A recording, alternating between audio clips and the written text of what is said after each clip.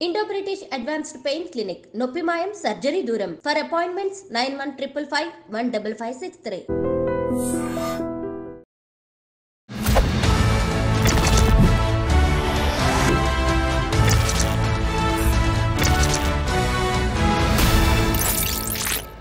అందరికీ నమస్కారం. నేను Swaroopa Potlapalli. Welcome to iDream. Allu Arjun episode రోజుకో మలుపు తిరుగుతోంది. ఆయన సమాజంలో పలుకుబడి కలిగిన వ్యక్తి అని, సాక్షులను పిటిషనర్ ను కూడా ఇన్ఫ్లుయెన్స్ చేయగలిగిన స్థితిలో ఉన్నారని, ఆయనకు కోర్టు ఇచ్చిన మధ్యంతర బెయిల్ ను క్యాన్సిల్ చేయాలని పోలీసులు సుప్రీంకోర్టుకు వెళ్లే ఆలోచనలో ఉన్నట్టుగా తెలుస్తోంది. అలాగే శ్రీతేజ్ ఆరోగ్య పరిస్థితి మీద కూడా రకరకాలైన వార్తలు వస్తూ ఉన్నాయి. ప్రస్తుతం నాతో పాటు అడ్వకేట్ రమేష్ కడారి గారు ఉన్నారు. ఆయన ఇవాళ హాస్పిటల్ కు వెళ్లి శ్రీతేజ్ ను చూసి వచ్చారు. ఆ అబ్బాయి ఆరోగ్య పరిస్థితి ఎలా ఉంది అనేది కూడా లాయర్ గారికి తెలుసు. సార్ నమస్తే. నమస్తేనండి. మీరు ఇప్పుడు శ్రీతేజ్ దగ్గరికి హాస్పిటల్ కి వెళ్ళొచ్చారు కదా, బాబు ఆరోగ్య పరిస్థితి ఎలా ఉంది? సో ఈరోజు వెళ్ళింది శ్రీతేజ్ వాళ్ళ ఇంటికి. మీద ఇంటికి అంటే ఇల్లు శాలివాహన్ నగర్ లో ఉంటుంది శ్రీతేజ్ వాళ్ళది. Near to my house only. అంటే యాక్చువల్గా శాలివాహన్ పార్క్ ఉంటుంది, పార్క్ దగ్గరనే.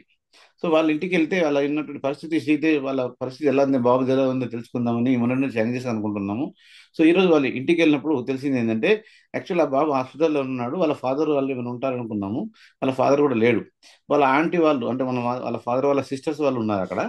సో లక్కీ ఏంటంటే శ్రీతేజ్ యొక్క ఆరోగ్య పరిస్థితి మెరుగుపడుతుంది, రోజు రోజుకు బాగా మెరుగుపడుతుంది. మొన్నటి వరకు బ్రెయిన్ డెడ్ అయిపోయింది, బతుకుతాడో లేదో అనేటువంటి క్వశ్చన్ నుంచి వెంటిలేటర్ మీద ఉన్నాడు అనేటువంటి క్వశ్చన్ నుంచి వెంటిలేటర్ నుంచి ఇప్పుడు బయటకు వచ్చాడు. అంటే కదిలిస్తున్నాడు, కొంచెం కొంచెం చూస్తున్నాడు, మెల్లమెల్లగా చేతులు కదిలిస్తున్నాడు. అంటే ఇప్పుడు మాత్రం అతని యొక్క ఆరోగ్య పరిస్థితి మెరుగుపడిందని చెప్పొచ్చు. అతను బతికే ఛాన్సెస్ చాలా ఎక్కువగా ఉన్నాయి, అందులో డౌట్ పట్టడానికి లేదని తెలుస్తుంది. అంటే అసెంబ్లీలో రేవంత్ రెడ్డి గారి శ్రీతేజ్ ఆరోగ్యం గురించి కొన్ని కామెంట్స్ చేయడంతో రకరకాలైన ఊహాగానాలు బయటకు వచ్చాయండి. ఇప్పుడైతే ఆ అబ్బాయి పరిస్థితి బాగుంది అని మీరే వెళ్ళొచ్చారు, ప్రత్యక్ష సాక్షి మీరే కాబట్టి మీరైతే అలా లేదు, పరిస్థితి ఆశాజనకంగానే ఉందంటారు. అవునండి. అయితే రేవంత్ రెడ్డి గారు ప్రభుత్వ పరంగా ఒక రెస్పాన్సిబిలిటీని గుర్తు చేశారండి. అంటే రేవంత్ రెడ్డి గారిని తప్పట్టడానికి వీల్లేదు. ఎందుకంటే ఒక హీరో గారు ఒక సినిమా థియేటర్కి వచ్చినప్పుడు అక్కడ చేసిన హడావిడి, అందులో తొక్కిసలాట జరిగినటువంటి విషయాలు అన్ని పాయింట్ టు పాయింట్ ని కవర్ చేయడం జరిగింది. అంటే వాళ్ళకి ఇచ్చిన పోలీస్ ఇన్ఫర్మేషన్ ప్రకారంగా 9 గంటల 45 నిమిషాలకు లోపలికి వెళ్ళడము, వచ్చేటప్పుడు ఇట్లా చేతిని టాప్ పైకి వచ్చి చెప్పడము, దాంతో వీళ్ళకంతా గుమిగూడము, దాంతో అన్ని థియేటర్లలో ఉన్న పబ్లిక్ అందరూ కూడా రావడము, అక్కడ ఉన్న స్టీల్ బ్రిడ్జ్ పైకి కూడా చాలా మంది ఎక్కి చూడడము, ఇలాంటి జరిగినప్పుడు తొక్కిసలాట జరిగింది. ఆ తొక్కిసలాట ఇన్సిడెంట్ లో ఎట్లా జరిగింది, ఆ లోపలికి వెళ్ళిన తర్వాత ఇక్కడ తన యొక్క శ్రీతేజ్ వాళ్ళ మదర్ సో చనిపోవడము, శ్రీతేజ్ యొక్క హాస్పిటల్ తీసుకుపోయి తీరును, ఆ ఇన్సిడెంట్ ని కళ్ళకద్దినట్టు చెప్పడం జరిగింది. దాంట్లో భాగంగా పోలీసు వారి యొక్క రెస్పాన్సిబిలిటీ ప్రకారంగా అల్లు అర్జున్కి వెళ్ళి లోపల ఇంటిమేషన్ చేశారు. సో ఇంటిమేషన్ చేసినప్పుడు అక్కడ ఎస్పీ గారు, మా డిఎస్పీ గారు, ఆ తర్వాత ఏసీపీ గారు, ఆ తర్వాత వెళ్ళినటువంటి కానిస్టేబుల్ కూడా మనకు బయటకు రావచ్చి చెప్పడం జరిగింది. అంటే ఎన్నిసార్లు నేను వెళ్ళాను, ఏ టైంకి వెళ్ళాను అనే కవరేజ్ ఫోటో నుంచి కూడా బయటకు వచ్చేసినాయి. అంటే దీన్ని బట్టి మనం నమ్మాల్సిన విషయం ఏంటంటే, రేవంత్ గారు చెప్పిన విషయం అసెంబ్లీలో ఏదైతే ఉందో అది కరెక్ట్గా ఎవిడెన్స్తో సహా చెప్పాడు.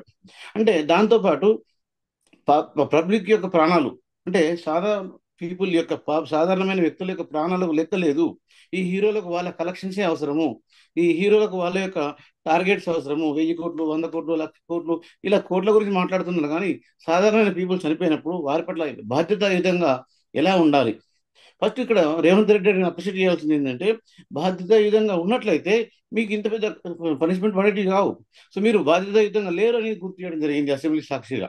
అంతేకాకుండా అసెంబ్లీలో అతను చెప్పినప్పుడు బయటకు వచ్చిన తర్వాత కూడా మళ్ళీ టాప్ పైకి వచ్చి మళ్ళీ హ్యాండ్తో షేక్ చేయడం, ఊపడం, ఇలా చేయడం జరిగింది. అంటే ఈ విషయాలు తప్పట్టాల్సిన అవసరమే. మళ్ళీ ఎట్ ద సేమ్ టైం అతను బయటకు ఇంటర్వ్యూకి వచ్చి చెప్పేటప్పుడు ఏమంటున్నాడు, నేను బయటకు రాలేదు, అలాగనే పోలీసు వాళ్ళు ఎవరు ఇంటిమేషన్ చేయలేదు అని చెప్తున్నారు. అంటే ఇక్కడ లైవ్ వీడియోస్ ఉన్నప్పుడు అలా చెప్పడం అనేది కరెక్ట్ కాదు. సో ఎప్పుడైనా కానీ ఒక విషయం, ఒక హీరో అన్నప్పుడు సొసైటీకి మార్గదర్శకంగా ఉండాలి. అంతేగాని ఒకసారి ఓ హీరో మాట్లాడే విషయాలు తప్పులు అని నేను తెలుసుకున్న పబ్లిక్ నెక్స్ట్ టైం నమ్మడానికి చాలా ఇబ్బంది పడతారు. సో నమ్మడానికి వీలుగా ఉండవు. కాబట్టి ఎప్పుడైనా కానీ ఒక హీరో కానీ, ఒక సొసైటీలో ఫేమస్ పర్సన్ కానీ, ఒక వ్యక్తి కానీ ఎవరైనా ఉన్నప్పుడు దాన్ని పూర్తి బాధ్యతగా తీసుకొని కండోలెన్స్ తెలియజేసుకుంటూ నైతిక బాధ్యత వహించుకుంటూ వెంటనే రియాక్ట్ అయి ఉంటే ఇంత ఇష్యూ అయ్యేది కాదు.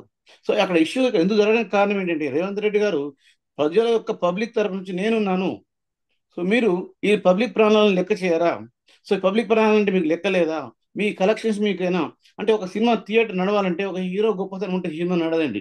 ఎట్టి పరిస్థితుల్లో ప్రభుత్వం యొక్క జోక్యం చేసుకోకపోతే ఏ సినిమా థియేటర్ కూడా కలెక్షన్స్ ఇవ్వదు. ఎందుకంటే హైకోర్టులోకి పర్మిషన్ కోసం వీళ్ళే ఈ సినిమా థియేటర్ వాళ్ళు వస్తారు. మేము ఆ రోజు కోర్టులో నేను కూడా ఉన్నాను ప్రత్యక్షంగా. పర్మిషన్ తీసుకునేటప్పుడు ఈ ప్రీ షోకు పర్మిషన్ తీసుకునేటప్పుడు టికెట్ల రేట్ కోసం పర్మిషన్ తీసుకున్నప్పుడు ఈ గవర్నమెంట్ అనుమతితో మాత్రమే పర్మిషన్స్ ఇస్తారు. గవర్నమెంట్ అనుమతి లేకుండా పర్మిషన్స్ రావు. గవర్నమెంట్ అనుమతి లేకుండా వాళ్ళకి కలెక్షన్స్ రావు. గవర్నమెంట్ అనుమతి లేకుండా వాళ్ళకు ఎవరు పట్టించుకోరు. సో గవర్నమెంట్ అనేది డైరెక్ట్ గా కాకుండా ఇండైరెక్ట్ గా చాలా సహకారం చేస్తుంది సినీ ఫీల్డ్కు, సినీ హీరోకు, సినిమాకు, సినిమాటాకీస్కు అందరికీ కూడా గవర్నమెంట్ సహకారం చేస్తుంది. కానీ ఈ గవర్నమెంట్ సహకరించిందని లెక్క చేయకుండా మేమే హీరోలము, మమ్మల్ని చూసి పబ్లిక్ వచ్చారు, మేము చేయడం వల్లనే కలెక్షన్లు 1000 కోట్లు వచ్చినాయి, 100 కోట్లు వచ్చినాయి, 200 కోట్లు వచ్చినాయి, 1000 కోట్లు వచ్చినాయి అని చెప్పుకుంటున్నారు. అది కాదండి. గవర్నమెంట్ యొక్క సపోర్ట్ లేకుండా ఒక్క క్షణం కూడా ముందుకు నడవదు పిక్చర్. ఈ తెలంగాణ ఇండస్ట్రీ బాగుంది అంటే గవర్నమెంట్ సపోర్ట్ చాలా బాగుంది అని అర్థం. సో కాబట్టి ఎక్కడ చూసినా గవర్నమెంట్ అనే సపోర్ట్ ఉంటేనే చేస్తుంది. కానీ గవర్నమెంట్ పట్ల కూడా అదే హీరోలు రెస్పాన్సిబిలిటీ ఉండాలా, పబ్లిక్ల పట్ల రెస్పాన్సిబిలిటీ ఉండాలా, పబ్లిక్ ప్రాణాల పట్ల రెస్పాన్సిబిలిటీ ఉండాలా. సో ఎప్పుడైతే అట్లా రెస్పాన్సిబిలిటీ ఉంటారో అప్పుడే అది సమతుల్యంగా జరుగుతుంది. అంతేగాని మేము హీరోలు మేము చెప్పినట్టు ఉంటుంది, పబ్లిక్ ప్రాణాలు మాకు లెక్కలేవు అని లైట్గా తీసుకొని ఆ పబ్లిక్ ప్రాణాల మీద కూడా కొందరు బిజినెస్ చేసే వాళ్ళు ఉన్నారండి. అలాంటివి జరిగే చాలా సార్లు ఉంటాయి. అట్లాంటప్పుడు ఈ ప్రభుత్వం జోక్యం చేసుకోక తప్పదు. సో అందుకే అసెంబ్లీలో ఈ యొక్క రేవంత్ రెడ్డి గారు జోక్యం తీసుకొని బాధ్యత తీసుకోవడం వల్లనే ఈ ఇష్యూ అరెస్ట్ దాకా వచ్చింది. వాళ్ళ యొక్క బాధ్యత తీసుకోలేరన్న ఉద్దేశంతోనే వాళ్ళని ఈ కోర్టు దాకా వచ్చింది. ఆ తర్వాత బెయిల్ రావడం జరిగింది. అది కోర్టులో ఉంది. అల్లు అర్జున్ ని పోలీసులు అరెస్ట్ చేశారు, చెంచల్గూడ జైలుకి పంపించారు. ఆయన ఒక రాత్రి ఉన్న తర్వాత 4 వారాల ఇంటరిం బెయిల్ మీద బయటకు వచ్చారు. అయితే ఇప్పుడు సీఎం రేవంత్ రెడ్డి అసెంబ్లీలో చేసిన వ్యాఖ్యలకు కౌంటర్ గా ఆయన ప్రెస్ మీట్ పెట్టి మరీ మాట్లాడారు. ఇది ఖచ్చితంగా బెయిల్ నిబంధనలను ఉల్లంఘించడమేనంటున్నారు. మీరేమంటారు దీని మీద? దానికోసమే ఈ రోజే కోర్టులో బెయిల్ యొక్క క్యాన్సిలేషన్ ఆఫ్ బెయిల్ వేయడం జరిగిందండి. కాకపోతే దానికి 30వ తారీఖు నాకు వాయిదా పడ్డది.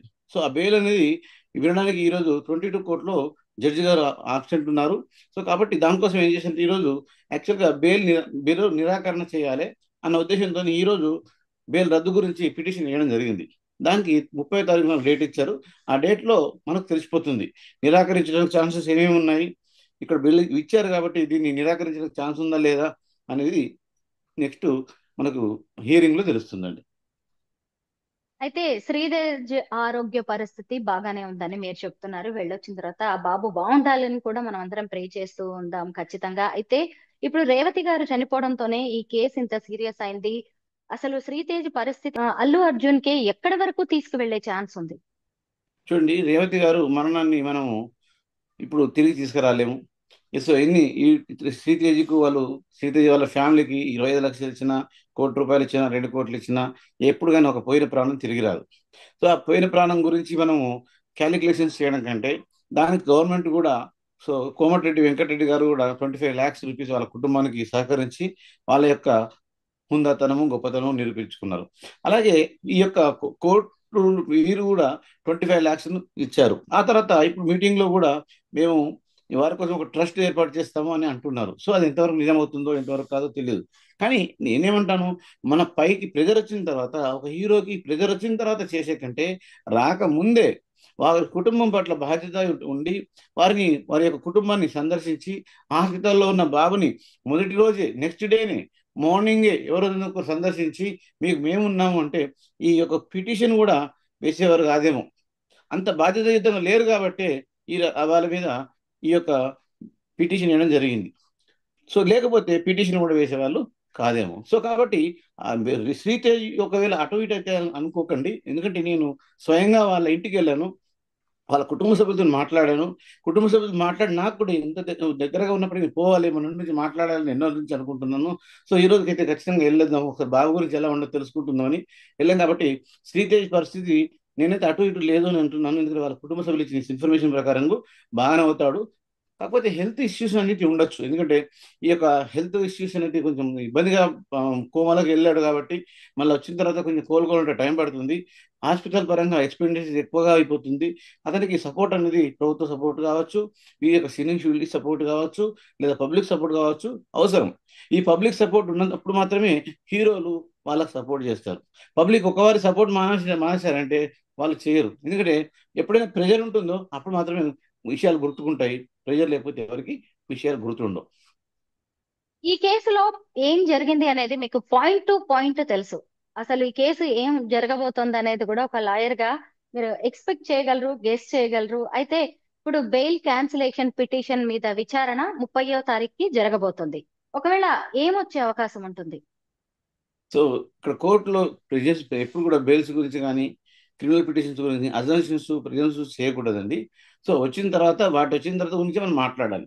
సో ఇక్కడ ఉన్నటువంటి వాళ్ళ యొక్క ఫ్యాక్ట్స్ను ఇప్పుడు ఇక్కడ వచ్చిన ఏదైతే పోలీసు వాళ్ళు మీద తప్పుడుతో ఇన్ఫర్మేషన్ ఇచ్చారు, ఏమని పోలీసు వాళ్ళు మాకు ఇన్ఫర్మేషన్ చేయలేదని, పోలీసు వాళ్ళు మేము ఇన్ఫర్మేషన్ చేశాము అయినా పోలీసు వాళ్ళు మాకు ఇన్ఫార్మ్ చేయలేదన్నారని, పోలీసు వాళ్ళు పర్మిషన్ తీసుకున్నాము అని పర్మిషన్ తీసుకోలేదని పోలీసు వాళ్ళ మీద నిందలు వేయడం వల్ల పోలీసు వాళ్ళు పాయింట్ టు పాయింట్ విషయాన్ని అంతా కూడా క్లియర్గా పబ్లిక్, పోలీస్ అంటే ఎవరు పబ్లిక్, పబ్లిక్ అంటే గవర్నమెంట్ పరంగా వాళ్ళు చూపించారు. దాంతో తెలిసిపోయింది ఏంటంటే ఆ రోజు రాత్రికి రేవతి చనిపోయిన విషయము అల్లు అర్జున్కు తెలుసు. సో కానీ దాన్ని తనకు తెలియనట్టు ఉంచుకొని మార్నింగ్ వరకు నాకు తెలియదు అని చెప్పి ప్రెస్ మీట్లో చెప్పడం అనేది అది బాధాకరమైన విషయం. ఎప్పుడైనా కానీ కొన్ని విషయాలు దాపెడితే బాగానే ఉంటాయి, కానీ కొన్ని విషయాలు ఎవరు చెప్పినా చెప్పకపోయినా తెలిసినప్పుడు తను తెలుసు అనే విషయం చెప్పడంలోనే గర్వంగా ఉంటుంది. దాంతోనే తన హుందాతనం బయటకు వస్తుంది. కానీ తప్పించుకొని చేయడం మాత్రం అది కరెక్ట్ కాదు అనేది ఈ యొక్క నెక్స్ట్ బెయిల్లో వేయడం ఉద్దేశం కూడా తను తప్పించుకున్నానని ఇంటెన్షన్ ఉంది, అక్కడ రాంగ్ ఇంటెన్షన్ ఉంది అనేది చెప్పడం గురించే ఈ యొక్క బెయిల్ రద్దు చేయాలనేటువంటి పిటిషన్ వేయడం కూడా జరుగుతుంది. ఇప్పుడు పోలీసులు మాట్లాడారు ఈ కేసు మీద. సివి ఆనంద్ కావచ్చు, ఆ రోజు డ్యూటీలో ఉన్న ఎస్ఐ గారు, ఇంకా వేర్వేరు పోలీసులు దీని గురించి మాట్లాడారు ఈ ఇన్సిడెంట్ వరకు. కానీ 2 నెలల క్రితం అవినీతి ఆరోపణలతో సస్పెండ్ అయిన ఏసీపీ విష్ణుమూర్తి గారు ఈ కేసు మీద ప్రెస్ మీట్ పెట్టి మరి ఎందుకు రెస్పాండ్ అవ్వాల్సి వచ్చిందంటారు? చూడండి ఎట్లా ఉంటుంది అంటే కొన్ని విషయాలు తన విషయం వచ్చినప్పుడు మాత్రమే పక్కన ఉంటారు, వేరే విషయాలు మాట్లాడడానికి ఎవరికైనా ముందుకు రావాలనిపిస్తుంది అంతే. ఈ ఉద్దేశం ఏంటంటే ఇప్పుడు ఇన్ని రోజుల దాకా కామ్గా ఉన్నప్పుడు వ్యక్తి మాట్లాడడానికి వచ్చాడు అంటే ఏంటంటే నేను కూడా పబ్లిక్లో ఉన్నాను, పబ్లిక్ విషయాలు పట్టించుకుంటున్నాను, నేను ఒక రెస్పాన్సిబిలిటీ పర్సన్ని ఈ సొసైటీలో ఎలాంటి రెస్పాన్సిబిలిటీగా వ్యవహరిస్తున్నానని తన గురించి చెప్పడం గురించి మాత్రమే అలా బయటకు వస్తారండి.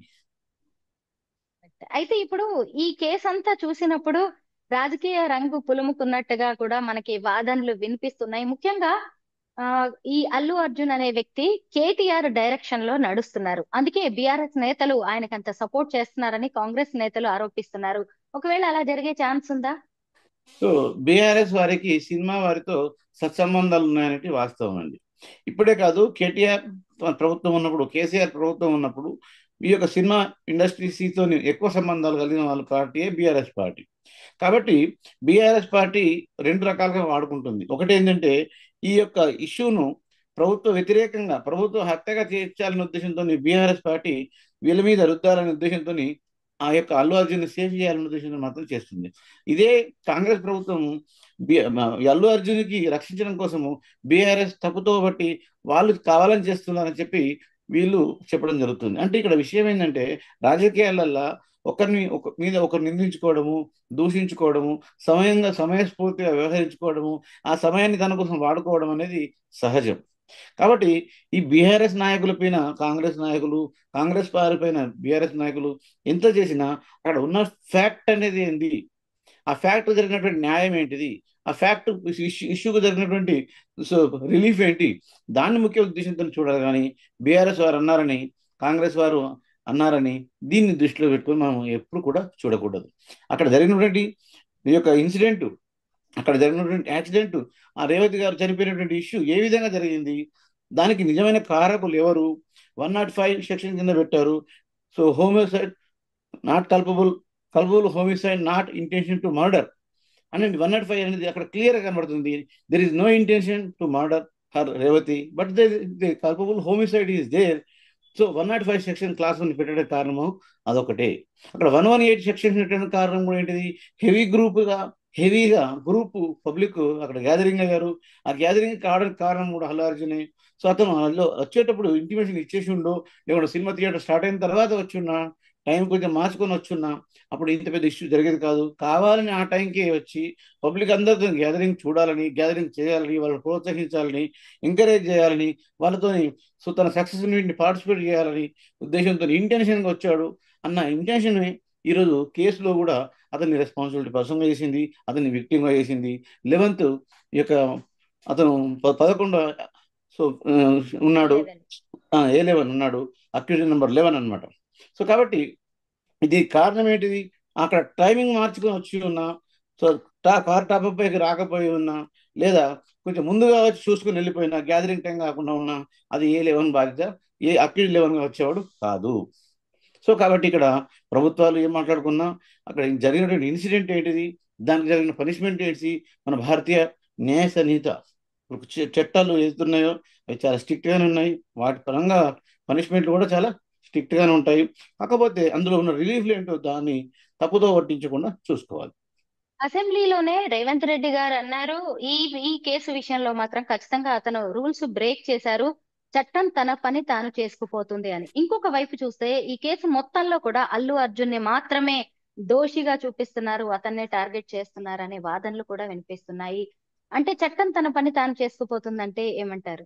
చూడండి, అక్కడ అల్లు అర్జున్ అక్యూజ్ 11 ఉన్నారంటే ఏ 1 నుంచి 10 వరకు అక్యూజ్ ఉన్నారా లేరా? ఉన్నారు. అంటే ఇక్కడ హైలైట్ అయ్యేది ఒక హీరో, ఒక సినిమా మీద ఫోకస్ అయ్యేది కూడా ఒక హీరో. కాబట్టి ఇక్కడ సంధ్యా థియేటర్ యాజమాన్యము, అతని యొక్క సెక్యూరిటీ, అతని యొక్క ఇన్ఫర్మేషన్ ఇచ్చేటువంటి ఆఫీసర్స్ అందరు కూడా వాళ్ళందరినీ A1, A2, A3, A4, A5గా గుర్తించారు. అంటే ఇందులో అల్లు అర్జున్ ఒక్కటి మాత్రమే కాదు, 14 మందిని కూడా అక్యూజ్ చేయడం జరిగింది. అంటే అందరినీ చేసినప్పటికీ అల్లు అర్జున్ మీదనే హైలైట్ కావడానికి కారణం ఏంటంటే అతను ఒక హీరో. సో అందువల్ల అతనికి 11 నెంబర్ ఇచ్చారు, A11 ఇచ్చారు, A1, A2 ఇయ్యలేదు. సంధ్య థియేటర్ వాళ్ళకి A1, A2, A4 ఇచ్చారు. అంటే వీళ్ళందరూ కూడా ఆ కేసులో ఉన్నారు, ఆల్రెడీ జైలుకు వెళ్ళారు. వాళ్ళు కూడా ఇతనితో పాటు బెయిల్ రావడం వల్ల బయటకు వచ్చారు. అంటే అల్లు అర్జున్ ఒక్కనే టార్గెట్ ఏం లేదు ఇక్కడ. అల్లు అర్జున్ హైలైట్ అవుతున్నాడు అంతేగాని మాత్రం అందరికి కూడా సమానమైన చట్టాలే ఉంటాయి. చట్టం తన పని తాను చేసుకోబోతుంది అంటే చట్టం దృష్టిలో ఎవరు చుట్టాలు కారు. చట్టం తన పని కంపల్సరీ తాను చేసుకుంటుంది. అక్కడ ఎవరున్నా, అక్కడ హీరో ఉన్నా, సాధారణమైన వ్యక్తి ఉన్నా, సాధారణమైన పర్సన్ ఉన్నా, ఎవరున్నా అందరికీ సమాన న్యాయం జరగాలని చట్టం చూసుకుంటుంటుంది. కాబట్టి అల్లు అర్జున్ మాత్రమే ఇక్కడ హైలైట్ అవ్వడం కారణం ఏంటంటే అతను ఇచ్చే ప్రెస్ మీట్స్ కావచ్చు, అతను ప్రెస్ మీట్కి మళ్ళీ రావడం కావచ్చు, దానివల్ల మాత్రమే అల్లు అర్జున్ మీద ఎక్కువ ఫోకస్ కనబడుతుంది అంతే థ్యాంక్ తప్ప యూ వేరే లాయర్ కాదు. గారు. అల్లు అర్జున్ నమస్కారం బెయిల్ అండి, థ్యాంక్ యూ. పిటిషన్ మీద అందరికీ చాలా రకాలైన డౌట్స్ ఉన్నాయి, ముఖ్యంగా గందరగోళం అయితే నెలకొంది. దీనికి సంబంధించి చాలా మంచి విశ్లేషణ, మంచి డీటెయిల్స్ చెప్పారు. Thank you so much. Thank you అండి.